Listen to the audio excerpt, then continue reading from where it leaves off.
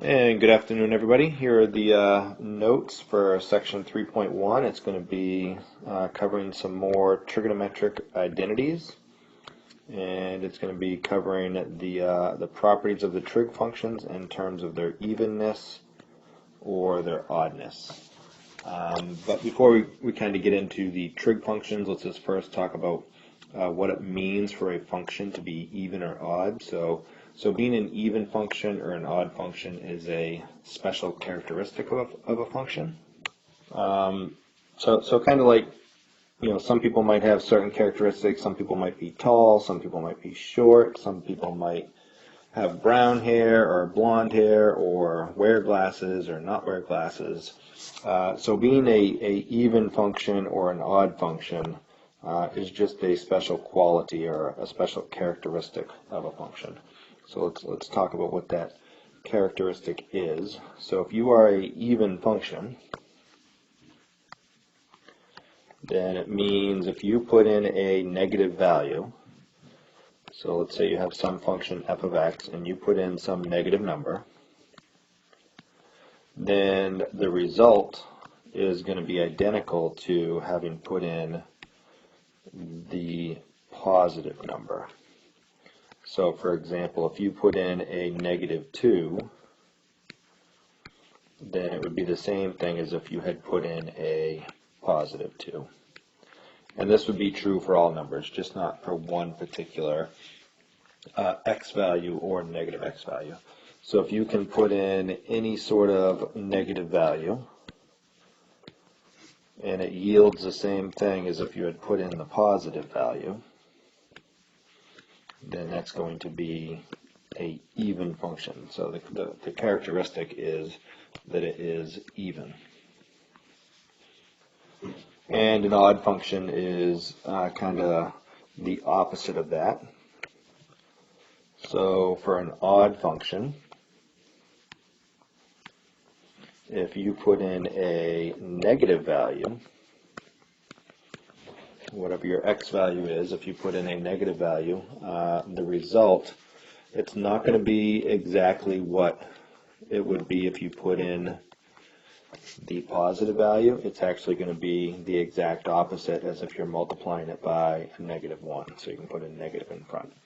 So for example, if you put -2 into an odd function, then it would be the same thing as if you would put in +2 multiplied by -1, so taking the exact opposite. So if you put in a negative input, then it's going to yield you the exact opposite of a positive input. So that's what we mean by a odd function. And let's just go ahead and look at a few examples on the note pages. So this is just giving you your definition of an odd function. So if you have an odd function, if you put in an opposite input, then you get the opposite output. For an even function, if you put in an opposite input, then you get the same output. So two real classic examples. If we look at the odd function first, if we look at the example of y equals x cubed. So if we look at this, if we kind of look at a quick table of values,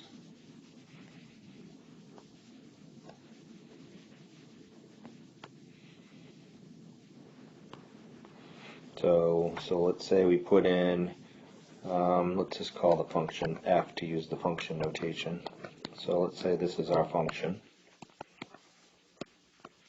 and let's say we put in a -2. So if you put a -2 into this function, then it's going to be -2 times -2 times -2 is going to get you -8.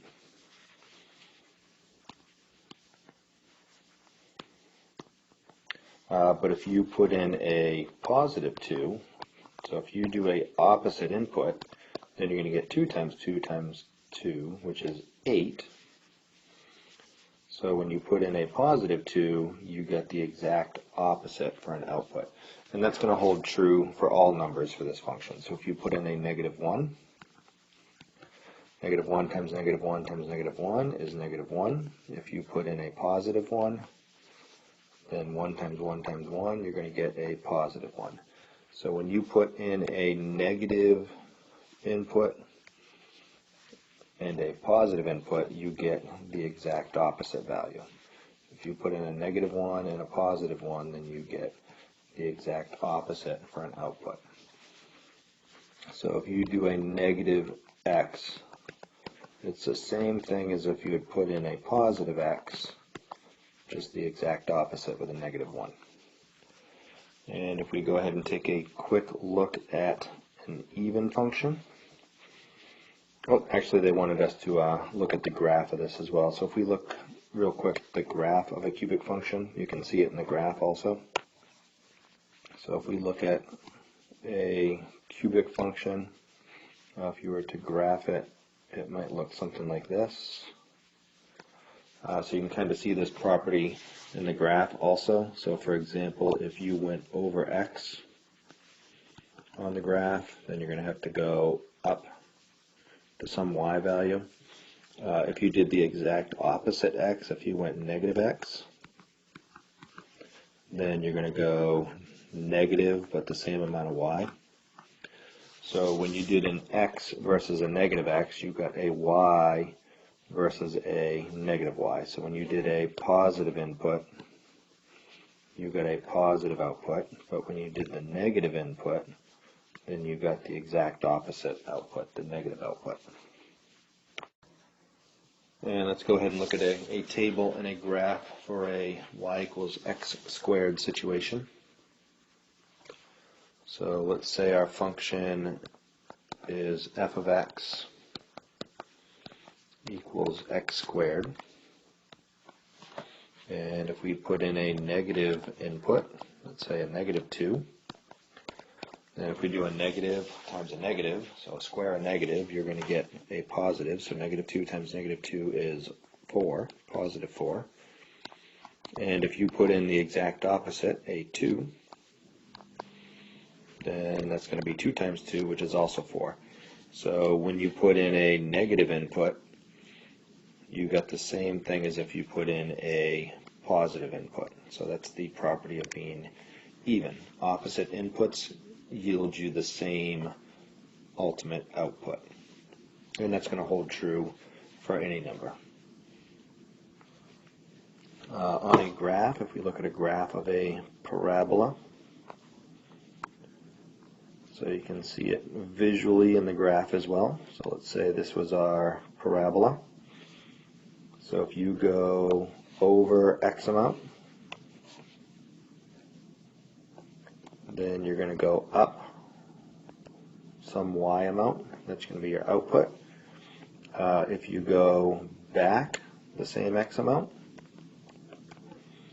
then you're going to go up the same y amount. So that's going to be an even property. Basically, a even function is symmetrical about the y-axis. So if it has symmetry over the y-axis, if you have a mirror image on the left side as you do the right side, then that's a property of being a even function. So if you have a negative input, then you get the same thing as a positive input. So that is your definition of being even. So again, we're studying trig identities. There are 6 different trig functions, and some of the trig functions are even, and some of the trig functions are odd.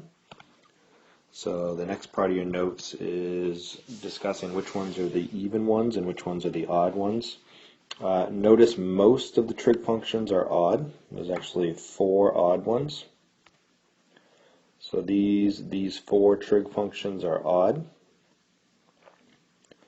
which means if you put in a negative angle, it's going to be the same thing as if you had put in a positive angle, just the result multiplied by a negative 1. And there's only 2 trig functions, cosine and its reciprocal, which are even, which means it doesn't matter if you put in a negative angle or a positive angle, you get the same result. And one way to kind of quickly see this, you could do this on a calculator. So if you just played around with a few of the basic trig functions and change the inputs on the calculator. So for example, if you took a sine function and let's say you did the sine of negative 30 degrees, then according to the identities, it'd be the same thing as if you put in positive 30 degrees, just multiplied by that extra negative in front. If you wanted to do it by hand out of the different quadrants, so if you did a sine ratio at negative 30, so let's say you were at negative 30, so 30, let me clean that up.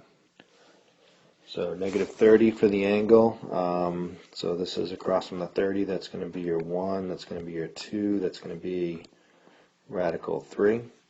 We're going to have negative on the y, so the sine ratio is going to be the y to r, so negative 1 to 2. So if we did the sine at negative 30, you get the negative 1 to 2. And if you compare that to the other one, the sine at positive 30,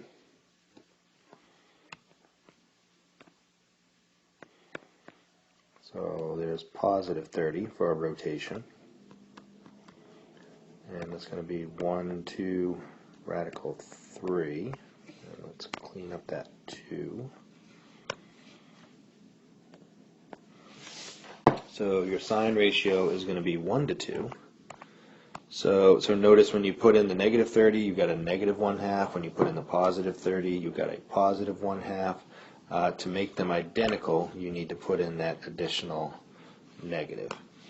So a negative angle is identical to a positive angle if you multiply it by the negative 1.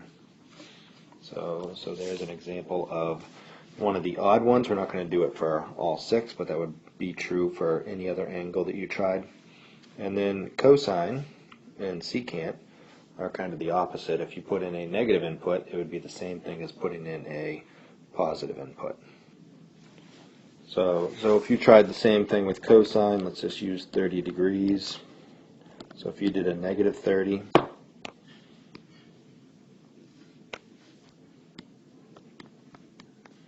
and compared it to putting in a positive 30,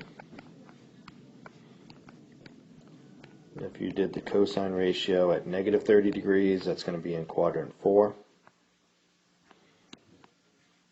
So that's going to be our negative 30. And it's going to be 1, 2, radical 3. Cosine is x to r, so in this case radical 3 to 2. And if you did a cosine ratio at positive 30 at a quadrant 1,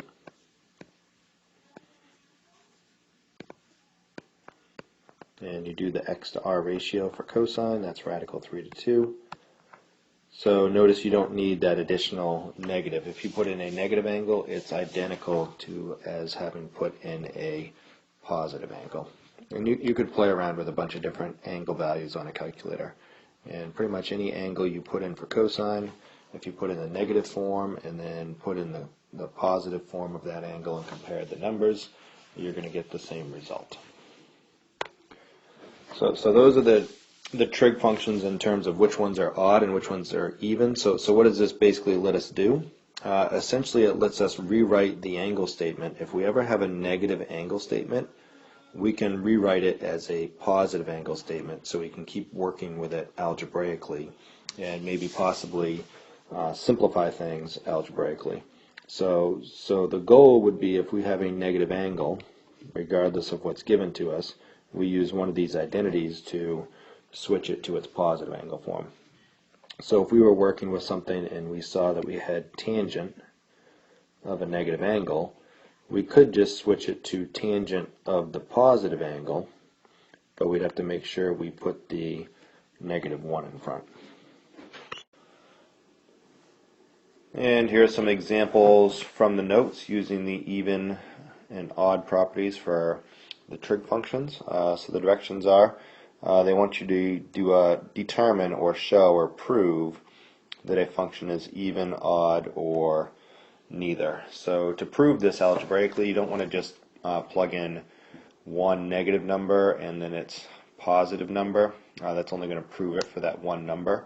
So instead you want to insert a negative x. So for the first one, we're going to say, what happens if I put in a negative x for an input? So you're going to get cosine of 2 times the negative x, and we're going to put, again, negative x in for x. So our input is a negative x value. And then from here we want to go ahead and simplify. So 2 times the negative x is going to get you cosine of negative 2x.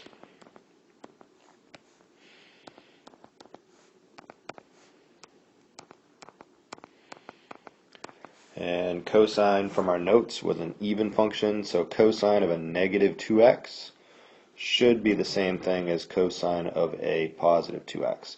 So if it's an even function, you don't need the negative on the input statement. You can just switch it to its corresponding positive. So we'll say this is going to be cosine of 2x all over negative x.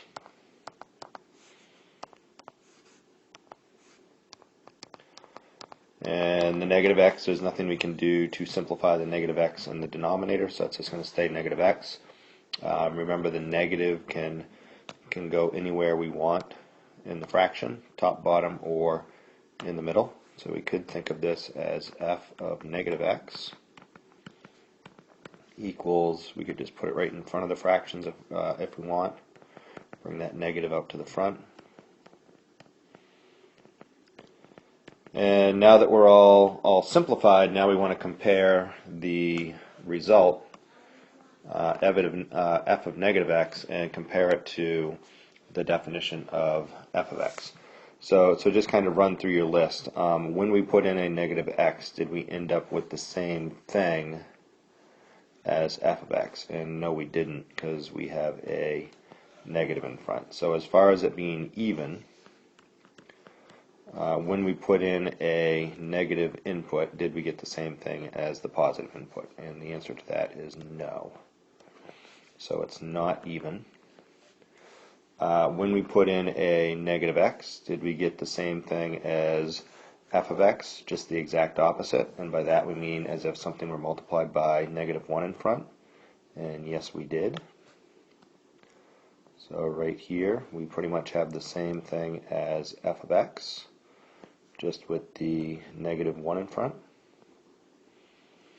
So for the question, is it odd? Did we get the opposite? Yes, we did. So the answer to this one is it's odd. Neither would be a situation where you didn't get the same thing, but you didn't get the complete opposite. You got something somewhere in between. And moving on to another example. So again, they want us to test to see if it's even, odd, or neither. So we're going to put in a negative t value.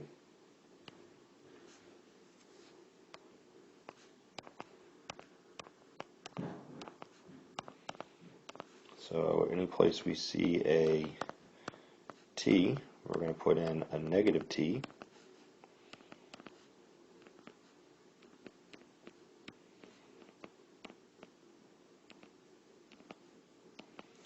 And once we have our negative t in, go ahead and simplify. So the sine function, by definition, is odd. So a negative input would be the same thing as a positive input. So we'll switch it to the positive input. It's the same thing as a positive input, just multiplied by negative 1 in front. So we can put negative sine of t.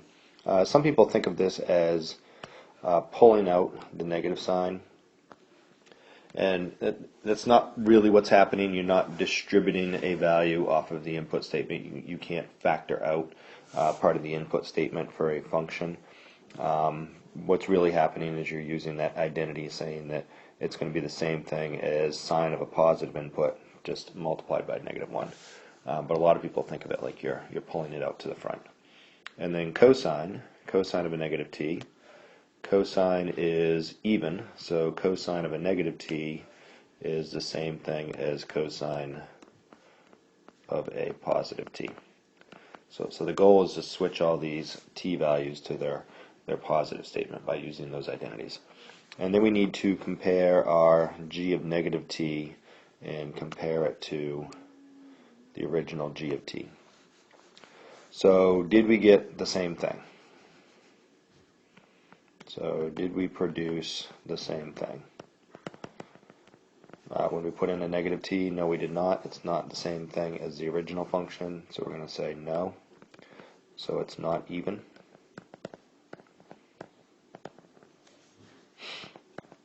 Did we produce the exact opposite? At first look, it looks like it might be the exact opposite, but remember the exact opposite would be if you multiplied the entire definition of g by -1. So if I was to multiply this by -1, it's going to be negative sine of t and negative cosine of t. So that's what the exact opposite would look like. And that is not what we have. We have a negative sine of t, but we don't have a negative cosine of t. So we didn't make the exact opposite, so it's not odd. So this one is going to be neither. So final answer on this one, it must be neither. And most functions are actually neither even or odd. Most functions out there are just functions. It's kind of a special characteristic to have that even property or that odd property. And here's the last one in the note packet. They want you to show that this is not an identity. So to show that something is not true, you just need one counterexample. So you can just kind of pick a random t value and show that the left side is not equal to the right side. So, usually if you pick kind of a random number, if you end up picking zeros and ones and twos, sometimes there's a coincidence there where they end up being the same thing. So if you just picked a random number for t, let's say t is going to be 5.7. And if you put that into your equation, so 2 times 5.7 equals 2 sine 5.7. And this could be degrees or radians. I don't have a degree symbol on it, so we'll assume it's radians. And then if you go ahead and put this into a calculator, so if you put the first one into a calculator, you should get approximately -0.919. And if you put the second into the second one into the calculator, the right hand side, you should get -1.101. And you can see that those are not equal to each other. So this would be your proof showing that that is not an identity. The left side is not identical to the right side. And probably the reason they're giving you this problem is they want students to realize that you can't factor something out of the input statement, kind of like what I was talking about a second ago, where you can't factor the -1 out. You're not technically doing that. You're using the even and odd properties to rewrite it. So you can't just take that 2 and factor it off of the input statement and say that you're going to have the same thing all the time. And that should be the rest of your notes for section 3.1. I will go ahead and post this to the website.